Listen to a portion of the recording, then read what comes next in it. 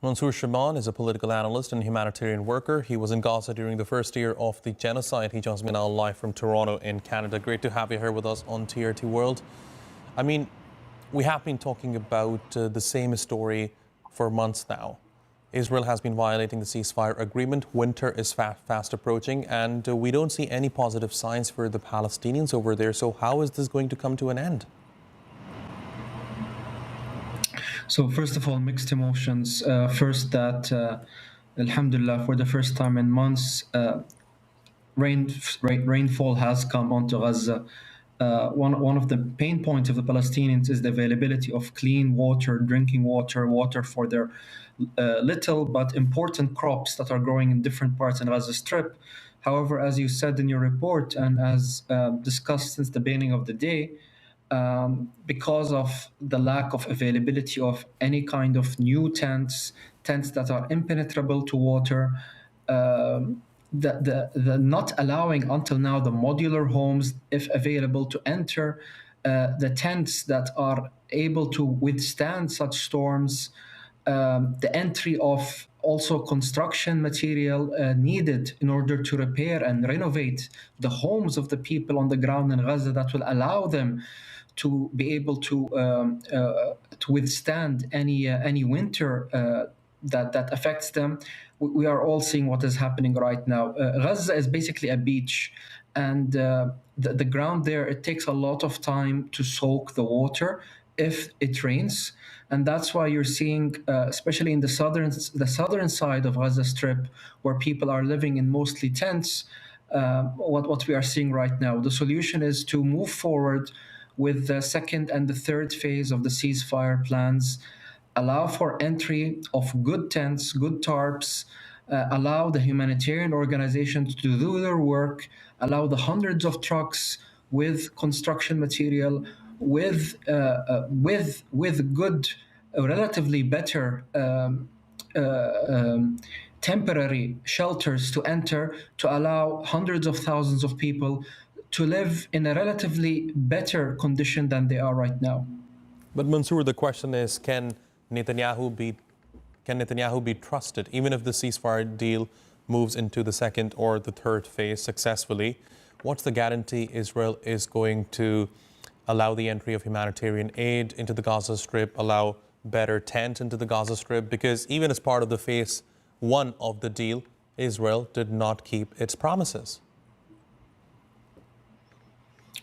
This is, I think, where the role of the mediators, such as Turkey and Qatar and other countries, come into play. The Palestinian side is meeting all of the requirements from their side. They're going above and beyond, despite putting their people in danger, despite, like you said, the Israelis continually breaking the ceasefire whenever they want. The mediator's role here is crucial in order to make things happen. Other than that, the Palestinian people will continue to rely on their faith. They will continue to rely on the people of this world, the free people of this world, the countries that see what is doing and know what is wrong, to continue to put the pressure on the Israelis and this right-wing government to stop what they're doing in Gaza. Slowly but surely, the world is changing. Policies against the Zionist state is changing. And I think that with time, with patience, we will slowly see the rise of the Palestinian people in Gaza and in other and the strength of the free people around the world. The results will show on the ground. Right, Mansour, and I understand that it's really difficult at this point to put a timeline on the recovery of Gaza and Palestinians who are living over there right now. But hypothetically speaking, if everything goes according to the plan, if the ceasefire goes into phase two and then phase three, I mean, is there an estimate how long before we can see a sense of normalcy returning to Gaza? So until 2 days ago, I was seeing reports in different parts around Gaza of restaurants reopening, people slowly but surely getting back into their normal ways of life. We have to understand the people of Gaza are very resilient, very strong, and they're also very innovative. They can survive with the little that they have available with in Gaza. Um, People have already, dug wells all around. Installed solar panels in different parts of Gaza. There's also some commercial goods that have entered and are available on the market for those with money to go and buy. I'm sure you heard about how university students, across Gaza have either enrolled in universities or they're graduated, whether it be from high school or from different university classes.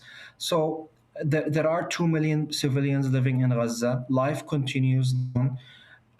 They will not wait for the powers so be to enable them to enjoy what they have and to continue to build and continue to be resilient.